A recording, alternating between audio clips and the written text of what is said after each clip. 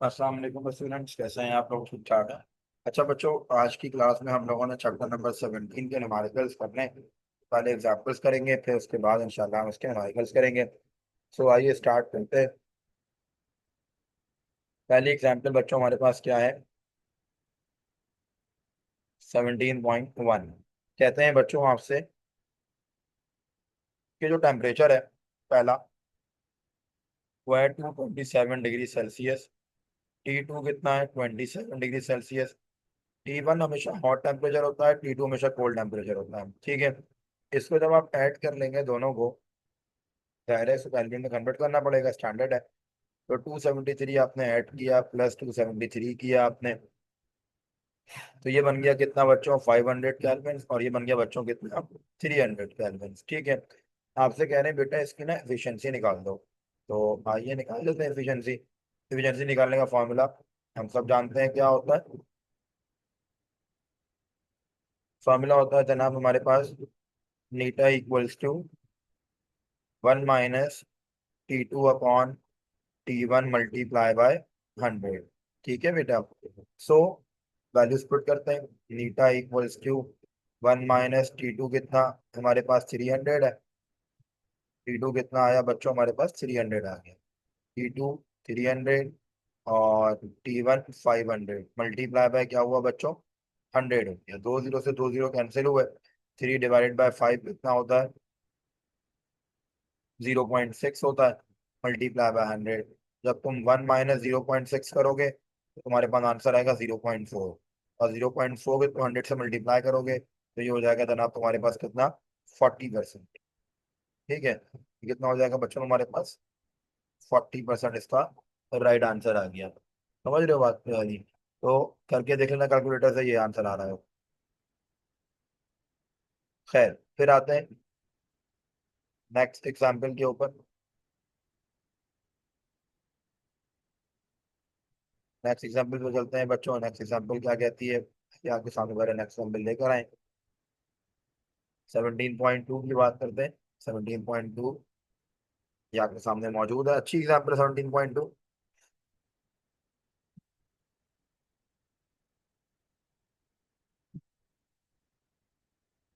17 कहा जाता है बच्चों आपसे इसके अंदर कि एक रेफ्रिजरेटर है। क्या है? एक रेफ्रिजरेटर है एक, जिसका कॉप कॉप क्या है? Basically coefficient of performance. वो क्या होता है? जैसे हमारा एफिशिएंसी होती है ना इंजन की, तो रेफ्रिजरेटर की एफिशिएंसी नहीं होती, रेफ्रिजरेटर का कॉप होता है। तो वो कॉप कितना दिया हुआ है आपको? कॉप दिया हुआ है 5, कोफिशिएंट ऑफ परफॉर्मेंस, ठीक है। कह रहे हैं 500 वाट का रेफ्रिजरेटर है, सही है। एक 500 ग्राम पानी रखा इसके अंदर। 500 ग्राम पानी रखा तो टेम्परेचर कितना था उस वक्त इसका? 20 डिग्री सेल्सियस टेम्परेचर था। हम चाहते हैं उस 500 ग्राम पानी को बर्फ बना दें। तो बर्फ बनने का मतलब क्या? 0 डिग्री हो जाएगा। पानी कितना रखा था? 500 ग्राम, ठीक है।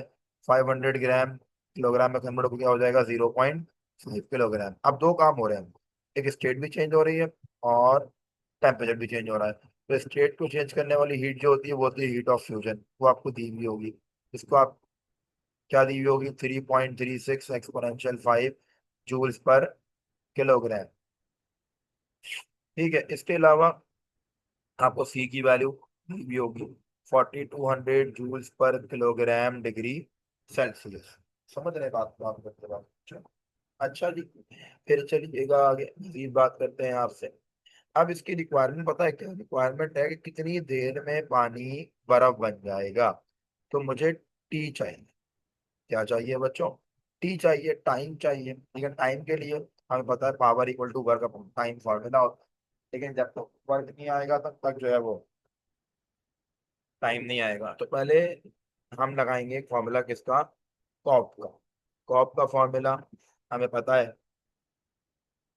कॉप का फॉर्मूला होता है बच्चों क्या? कॉप का फॉर्मूला होता है इनपुट अपॉन आउटपुट, सही है।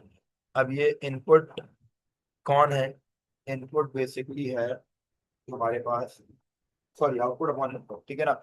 आउटपुट क्या है? जो वो हीट एक्सट्रैक्ट करता है रेफ्रिजरेटर कोल्ड रिजर्वायर से, वर्क डन सारे हम करते तो वर्क डन इनपुट हो जाएगा, तो हमें पहले वर्क डन निकालना पड़ेगा। ठीक है, वर्क डन कैसे निकलेगा, आइए जनाब शुरू करते हैं बात को। अब ये जो क्यूसी है ना, ये दो है बेसिकली, यानी कि जो दो काम हो रहे हैं ना इसकी आउटपुट के ऊपर। रेफ्रिजरेटर चेंज भी कर रहा है टेम्परेचर को और स्टेट भी चेंज कर रहा है। तो हम क्या करें, हमने ये फॉर्मूला लिखा, इस तरीके से लिख सकते हैं कि जनाब डब्ल्यू का फॉर्मूला बन गया क्यूसी अपॉन कॉप। सही है। और ये क्यूसी किसके बराबर होगा, क्यूसी बराबर होगा बेसिकली डेल्टा क्यू, यानी कि स्पेसिफिक हीट कैपेसिटी और माइनस हीट ऑफ फ्यूजन की। ठीक है। सो मेरे पास क्या फॉर्मूला बनेगा वर्क का मेरे बच्चों, वर्क का फॉर्मूला बनेगा delta Q minus L F upon कॉप। अब इसको मैं कैसे लिख सकूंगा कि इसका डेल्टा क्यू का फॉर्मूला मेरे पास होता है बच्चों M C delta T. L F का फॉर्मूला होता है एम एच एफ, नीचे क्या आया कॉप। और मजीद कर दूं तो W equals to M common निकाला, ये बचा C T two minus T one minus H F. ठीक है, और डिवाइडेड बाय हो गया कॉप। सही है मेरे बच्चों। अच्छा जनाब, उसके बाद फिर चलेंगे हम आगे। सो हमारे पास आइए वैल्यूज पुट करते हैं। वैल्यूज जब पुट करेंगे तो आंसर क्या आएगा ये देखते हैं। डब्ल्यू इक्वल्स टू मास की जगह 0.5, सी की जगह 4200, सही है, T2 की जगह 0, इसकी जगह 20 माइनस 3.36 एक्सपोनेंशियल क्या बच्चों 5, और कॉप की वैल्यू कितनी है बच्चों मेरे पास 5 है ना। सो यहाँ से आ जाएगा वर्क डन। मेरे पास कैलकुलेटर आपके पास मौजूद होंगे, फटाफट से आप लोग कैलकुलेटर खोल लीजिए अपने, उसमें वैल्यूज को पुट करें।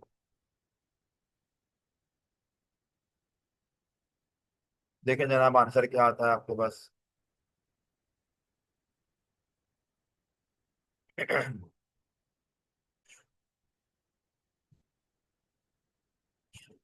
ये आपके पास आंसर आएगा 0.5 बच्चों, multiply by 4200, multiply by 0 minus 20, और माइनस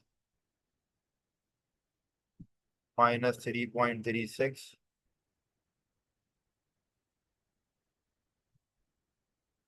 एक्सपोनेंशियल 5। पॉप कितना था बच्चों, पॉप था हमारे पास 5।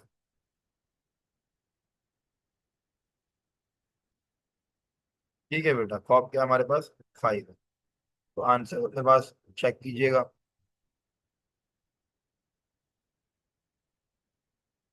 ये आ जाएगा आंसर हमारे पास बच्चों कितना, -42,000 आएगा।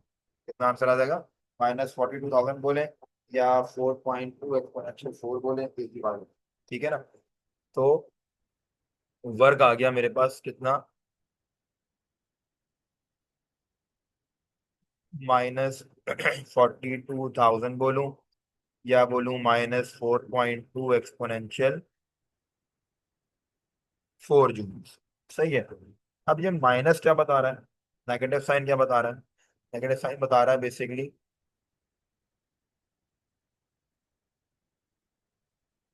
कि हमारे पास जाहिर है रेफ्रिजरेटर का प्रोसेस रिवर्स होता है, हीट कोल्ड से जाती है कहाँ, हॉट के अंदर ना। तो मैं लिख देता हूँ इस बात को कि negative sign shows negative sign shows reverse flow of heat, reverse flow of heat. ठीक है। अब चाहिए होगी जनाब क्या हमें, पावर, सॉरी टाइम। ठीक है, तो फॉर्मूला क्या था टाइम का मेरे पास, टाइम का फॉर्मूला था power equals to work upon time, और वे मेरा may be right, E equals to work upon P. सही है, तो क्या होगा, माइनस इग्नोर कर दिया, 4.2 एक्सपोनेंशियल 4 डिवाइडेड बाय 500 पावर थी, तो टाइम मेरे बच्चों आ जाएगा कितना 84 सेकेंड। बुक में आंसर शायद 83 पॉइंट समथिंग था, बुक में इसलिए समथिंग था क्योंकि बुक वालों ने जो है ना वो आपका अल्लाह भला करे, जो वैल्यू है सी की वो उन्होंने 4.86 ली भी थी, मैंने वैल्यू जो है वो क्या ले ली है, 4200 ले ली है, तो मेरा एग्जैक्ट राउंड ऑफ आंसर आ गया 54। ठीक हो गई बच्चों बात यहाँ तक? तो ये हो गए आपके दो एग्जाम्पल्स। अब चलते हैं आगे, मजीद बात करते हैं। तीसरी एग्जाम्पल लेके आते हैं आपके सामने बच्चों। 17.3।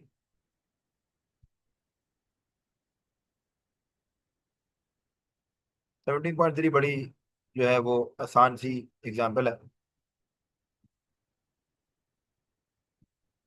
कहते हैं बच्चों आपसे 17.3 में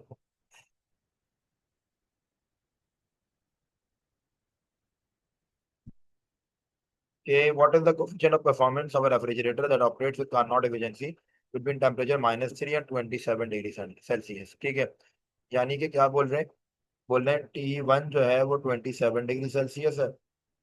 T1 क्या होता है, हॉट होता है ना, और ये -3 डिग्री सेल्सियस है। इसमें 273 ऐड कर दोगे तो ये हो जाएगा कितना, 300 केल्विन। इसमें 273 ऐड कर दोगे तो ये हो जाएगा कितना, 270 केल्विन। ठीक है, रिक्वायरमेंट किस चीज की है बच्चों? रिक्वायरमेंट हमारे पास है कॉप की। कॉप का फॉर्मूला,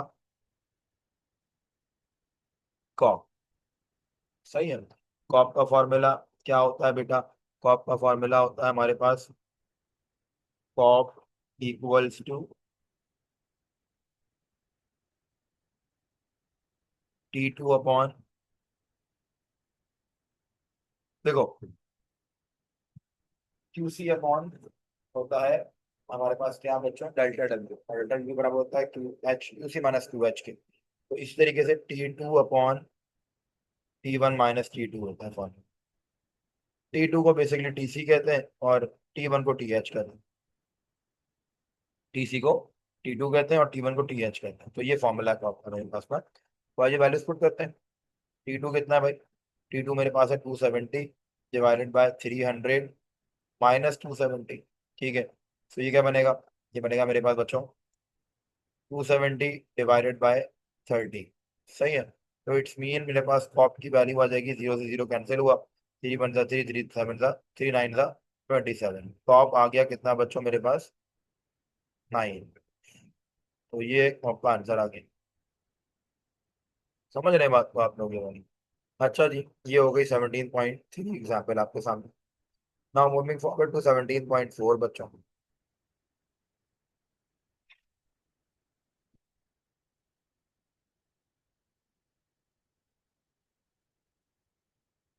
17.4 में क्या कहते हैं?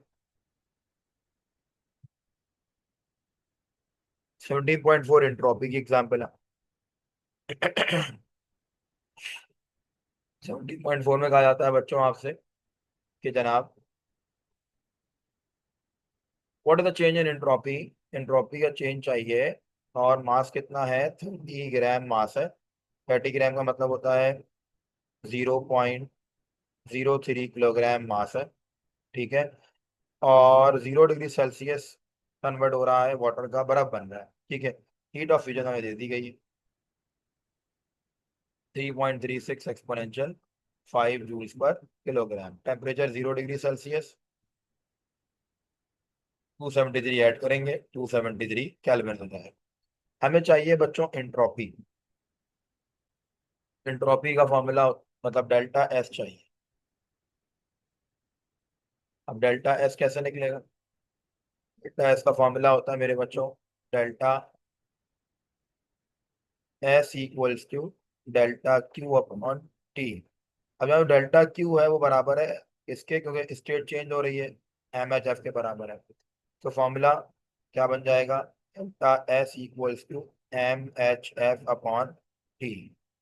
सो delta S equals to M कितना है, 0.03, एच एफ है 3.36 एक्सपोनेंशियल क्या बच्चों, 5, और टी कितना है, 273। जब आप इन तमाम चीज़ों को कैलकुलेट कर लेंगे बच्चों मेरे, सो दैट विल बी,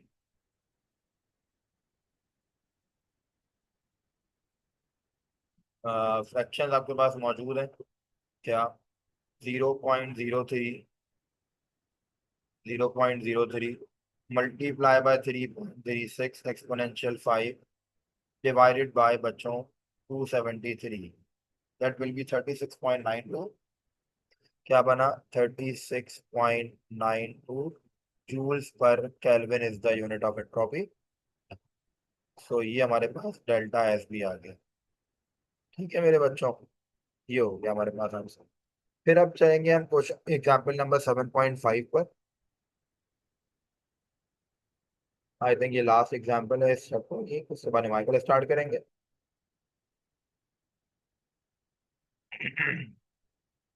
जी ये लास्ट एग्जाम्पल है।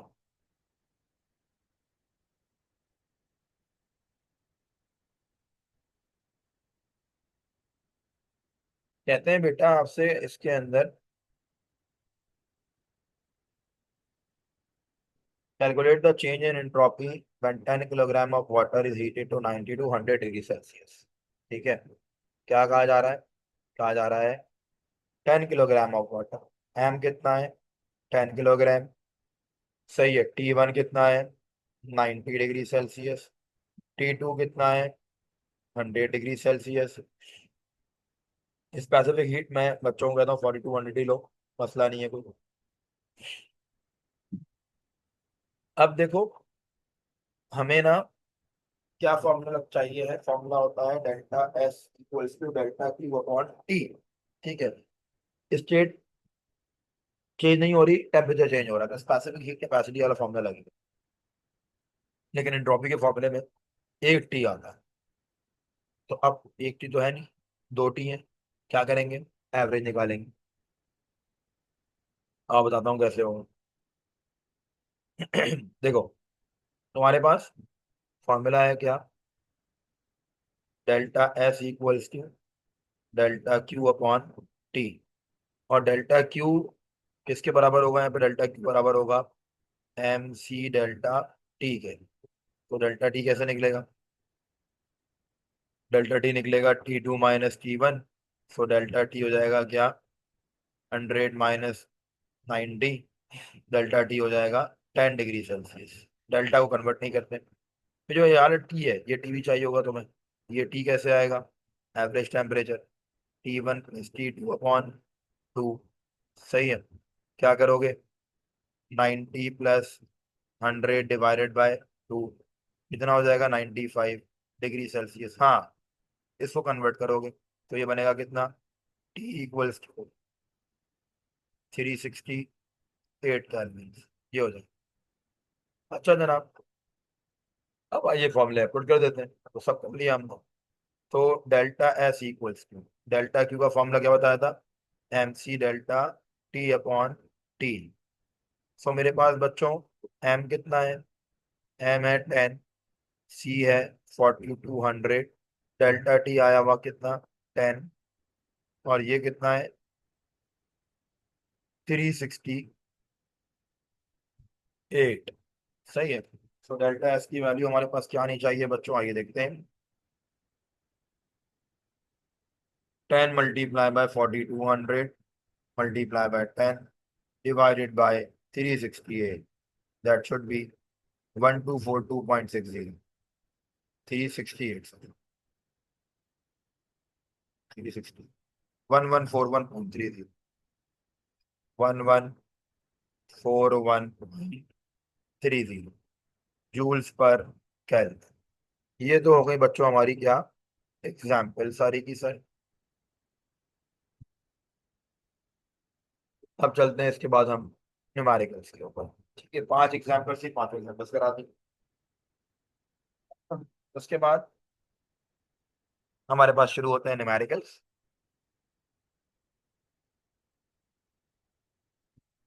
कुछ न्यूमेरिकल आज करेंगे, कुछ न्यूमेरिकल अगली क्लास में करेंगे।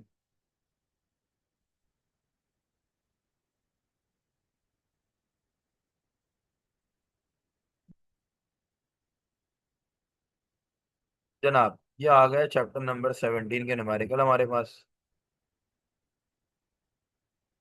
पहला न्यूमेरिकल कहता है बच्चों,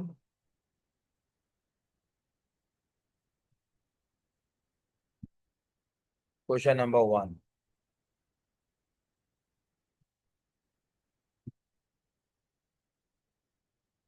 क्वेश्चन नंबर 17.1 लिखते हैं बच्चों क्या?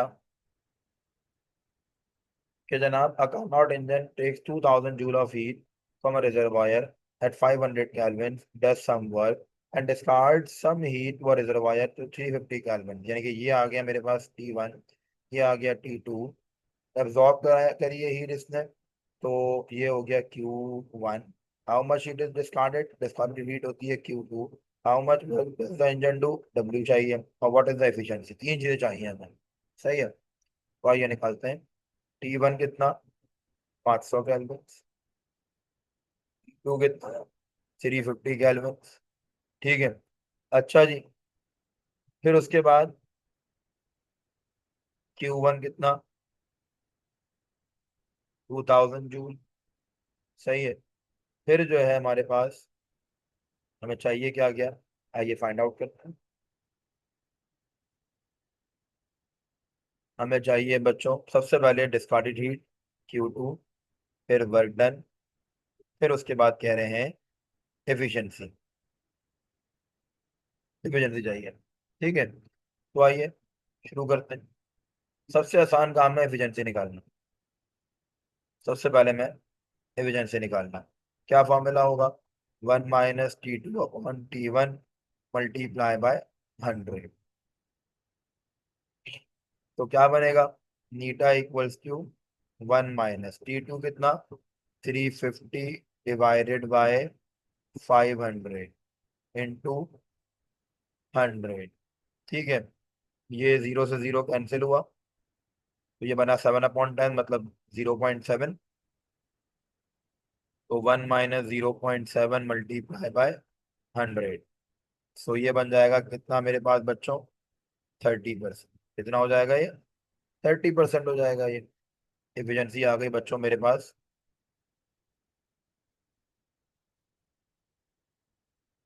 30% की एफिशिएंसी आ गई। समझ रहे हैं बात को आप लोग ये लोग? अच्छा जनाब, फिर चलते हैं आगे। अब हमें चाहिए है Q2 चाहिए। ठीक है, पहले फॉर्मूला क्या लगाएंगे, फॉर्मूला लगाएंगे नीटा इक्वल्स टू डेल्टा W/Q1। ये फॉर्मूला होता है, यहाँ से Q1 आ जाएगा। कैसे आएगा, Q1 इक्वल्स टू डेल्टा W/नीटा। डेल्टा W/ क्या होगा,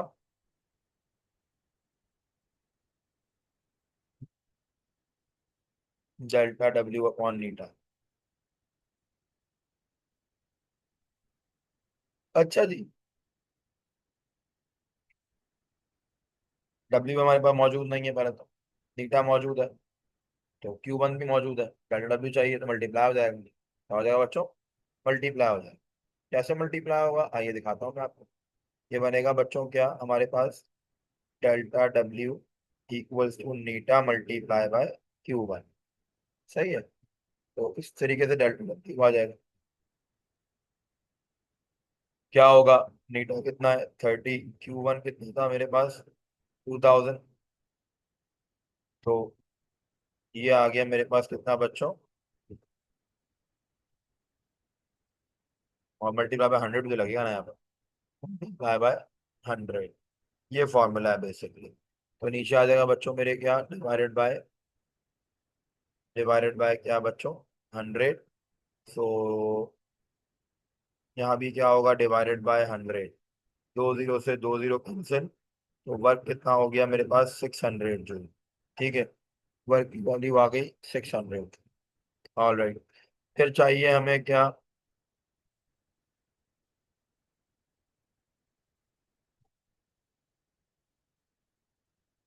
वर्क आ गया बच्चों 600। ठीक है, उसके बाद फिर चलते हैं Q2 चाहिए। सही है, फॉर्मूला होता है मेरे पास delta W Q Q1 - Q2। तो Q2 क्या होगा, Q2 होगा Q1 माइनस डेल्टा W। ठीक है, तो Q2 इक्वल्स टू Q1 कितना है, 2000। सही है, ये कितना है 600, तो Q2 मेरे पास आ गया बच्चों कितना, 1400 जूल्स। ठीक है, सो ये आ गया Q2। ऑल राइट बच्चों, सो ये बन गया Q2 मेरे पास। अच्छा जी, ये हुआ क्वेश्चन नंबर 17 हुआ है। फिर चलिए हम बात करते हैं नेक्स्ट सवाल की।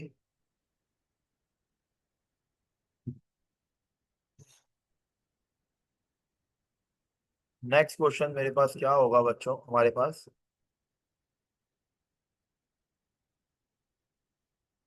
17.2 न्यूमेरिकल आपसे क्या कहता है, कहते हैं बच्चों।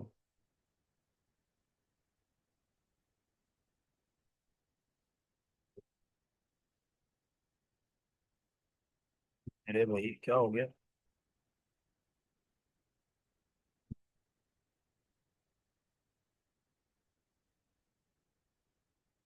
जी 17.2 कहते हैं बच्चों, 17.2 में क्वेश्चन नंबर 17.2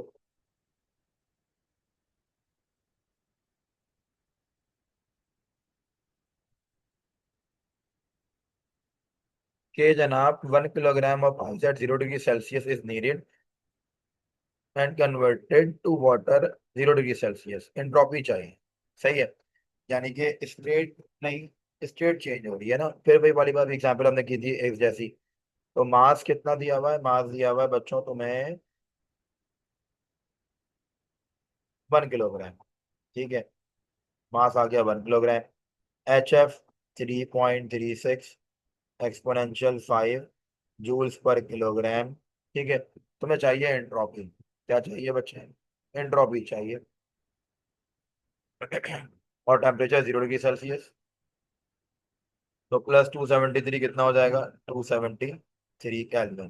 ठीक है, रिक्वायर क्या है, रिक्वायरमेंट है तुम्हें एंट्रोपी की, एंट्रोपी चाहिए। अच्छा जनाब, फॉर्मूला होता है एंट्रोपी का ΔS = ΔQ/T। इसके बराबर होगा MHF/T के बराबर। तो आइए वैल्यूज पुट करते हैं, क्या बनेगा। ΔS = ΔQ होगा 1 × 3.36 एक्सपोनेंशियल 5 डिवाइडेड बाय 273। सो डेल्टा एस हमारे पास आ जाएगा बच्चों कितना, डेल्टा एस आ जाएगा हमारे पास 1230 पॉइंट समथिंग आता है, 0.4 आता है शायद, चेक कर लीजिएगा आप लोग। ये यहाँ बुक वाला आंसर नहीं आता, 1230 आता है, मुझे ये याद है। सो इसको आप लोग मजीद देख लीजिएगा आंसर क्या आ रहा है। वैसे यही आएगा, पॉइंट के बाद शायद फर्क हो तो हो, वरना वैसे आंसर ये आएगा। खैर, क्वेश्चन नंबर 17.3 पे चलते हैं बच्चों। 3 देखते हैं क्या कह रहा है। क्वेश्चन नंबर 17.3 में कहते हैं बेटा आपसे क्या, in a high pressure steam turbine engine, the steam is heated to 600 degrees Celsius and exhausted at 90 degrees Celsius। Efficiency चाहिए। T1 दे दिया 600, T2 दे दिया 90। तो आइए निकाल देते हैं इफिशियंसी। क्वेश्चन नंबर 17.3, बस एक सवाल और करेंगे, उसके बाद फिर हम इंशाल्लाह नेक्स्ट क्लास में करेंगे। क्या कहा गया बच्चों, तुम्हें कहा गया T1 जो है वो 600 डिग्री सेल्सियस है और T2 जो है वो 90 डिग्री सेल्सियस है। ठीक है, इसको ऐड किया 273, इसको ऐड किया 273, ये बना 873 केल्विन, ये बना 363 केल्विन। ठीक है, रिक्वायरमेंट किस चीज़ की है, रिक्वायरमेंट है बेटा तुम्हें एफिशिएंसी की रिक्वायरमेंट है। ठीक है, तो आइए फाइंड आउट करते हैं बच्चों। फॉर्मूला होता है एफिशिएंसी = 1 - T2/T1 मल्टीप्लाई बाय क्या बच्चों, 100। ठीक है, तो 1 - T2 कितना, 363 डिवाइडेड बाय 873 मल्टीप्लाई बाय क्या, 100। तो ये बनेगा आपका 58.4%। ठीक है, तो ये आपका हो गया 17.3 न्यूमेरिकल। ऑल राइट बच्चों, नाउ मूविंग फॉरवर्ड टू 17.4। 17.4 में कहा जाता है बेटा, temperature between the surface water and the bottom water in Manchester lake might be 5 degree Celsius. अच्छा, ये बिटवीन द ना टेम्परेचर डिफरेंस दे दिया, डेल्टा टी दे दिया। Assuming that the surface water to be 20 degree Celsius, surface water कितना है, 20 degree Celsius है। कह रहे हैं बताओ what is the highest efficiency a steam engine could have if it operated between these two temperatures। ठीक है, अगर इन दो टेम्परेचर्स पर हम एक स्टीम इंजन चलाएं तो उसकी एफिशिएंसी कितनी हो पाएगी। सही है बेटे, तो आओ चला देते हैं स्टीम इंजन।